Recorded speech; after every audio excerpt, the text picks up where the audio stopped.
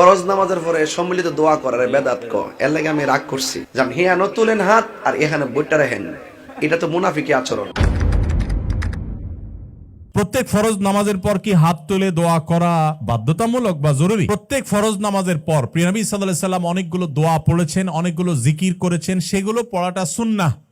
সালাম ফিরানোর পর ইমামের সাথে মুক্তাদির যে জামাতে সালাতের আয়োজন, সেটা পরিসমাপ্তি ঘটে যায় সালামের মাধ্যমে। নবী সাল্লাল্লাহু আলাইহি সাল্লাম পরিষ্কারভাবে বলেছেন, তাহরিমুহা তাকবীর ওয়া তাহলিলুহা আত-তাসলিম।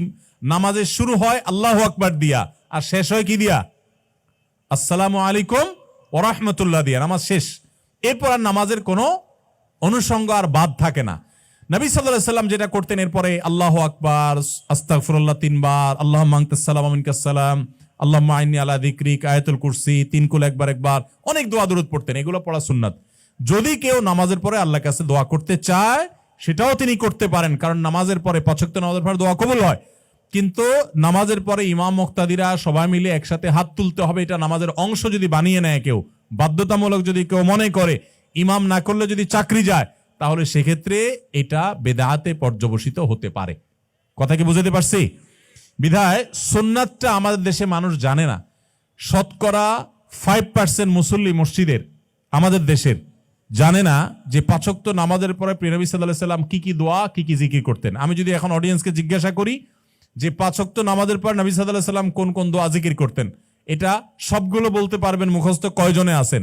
আপনারা হাত তোলেন তো দেখি কাদের কাদের মুখস্থ আছে। 5 ওয়াক্ত নামাজের পর নবী সাল্লাল্লাহু আলাইহি সাল্লাম যে দোয়া জিকিরগুলো পড়তেন সেগুলো কি কি?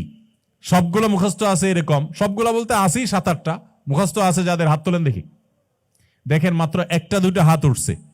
সুন্নাতটা আমাদের চর্চা নাই, জানাশোনা নাই। আমরা সুন্নার ব্যাপক প্রচলন দেব ইনশাআল্লাহ। আল্লাহ তৌফিক দান করুক। করবেন তো ইনশাআল্লাহ? এরপর প্রশ্ন হলো, শুক্রবারে জুমার নামাজের পূর্বে দীর্ঘ বয়ান করে নামাজ এবং খুতবা সংক্ষিপ্ত করা কতটুকু সুন্নাহ অনুযায়ী? দেখুন, অনেক ইমাম সাহেব এই ভুলটা করেন যে বক্তব্য ঠিক মতো দিচ্ছেন, ঠান্ডা মাথায় দিচ্ছেন, কিন্তু নামাজটা তাড়াহুড়া করে পড়াচ্ছেন, খুতবাটা হুলস্থুল করে দিয়ে দিচ্ছেন। যেটা জুমার মূল জিনিস সেটাকে হুলস্থুল করে দেওয়া যাবে না, বরং সেটাকে ধীরস্থিরতার সাথে সুন্দরভাবে দিতে হবে। আমি একটি ইউনিয়নের দায়িত্বে রয়েছি, আমার কাছে টিআর কাবিলা এরকম প্রজেক্ট আসে। আমার কথা হলো, এ সকল প্রজেক্ট থেকে কি মসজিদ, স্কুল, মাদ্রাসা দান করা জায়েজ হবে কিনা জানালে উপকৃত হব।